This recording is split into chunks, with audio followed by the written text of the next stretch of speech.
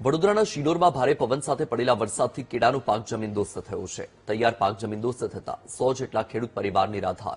શિનોરમાં 400 વીઘા જમીનમાં ઉગેલો કેળાનો પાક સંપૂર્ણ જમીનદોસ્ત થઈ ગયો છે। માલસર અને માંજવા ગામમાં કેળાના પાકને મોટું નુકસાન છે।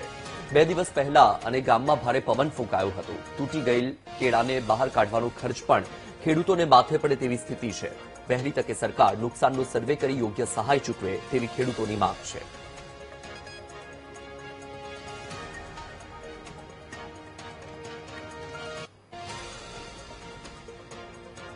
વાવેતર થાય છે અને હમણાં જ 1 મહિના પહેલા જ કટિંગ ચાલુ થયા છે। દર વર્ષ કરતા ભાવમાં પણ સારું રહ્યું છે અને હજી પણ ભાવ છે, પણ અમારી પાસે લૂમ નથી। લૂમ અમારા જે 7-8 તારીખે સાંજે 2-3 દિવસ પહેલા વાવાઝોડું આવ્યું તેમાં બધા જ જે આ લૂમ છે, આ લૂમ 15 દિવસમાં કટિંગ થાય છે। આવા જ 400 થી 500 વીંગા કેળનો પાક વાવાઝોડાએ સુવડાવી દીધેલ છે। એટલે તમે સરકારશ્રીને વિનંતી છે કે સ્થળ પર આવીને ચકાસણી કરે, તપાસ કરે, સર્વે કરે અને ખેડૂતોને યોગ્ય વળતર આપે તેવી અમારી રજૂઆતની વિનંતી છે।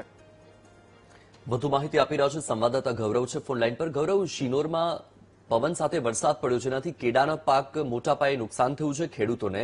ખેડૂતો સહાયની માંગ કરી રહ્યા છે। શું માહિતી છે અત્યારે? ખેડૂતોનું કહેવું શું છે? પરિસ્થિતિ શું છે ત્યાં?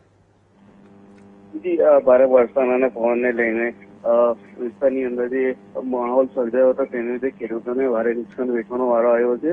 અમે હાલમાં ખેડૂતોની માંગ એટલી છે કે સરકાર દ્વારા નિરીક્ષણ કરવામાં આવે અને વહેલી તકે નિરીક્ષણ કરી અને ભાવના ટેકાનો બળ આપવામાં આવે।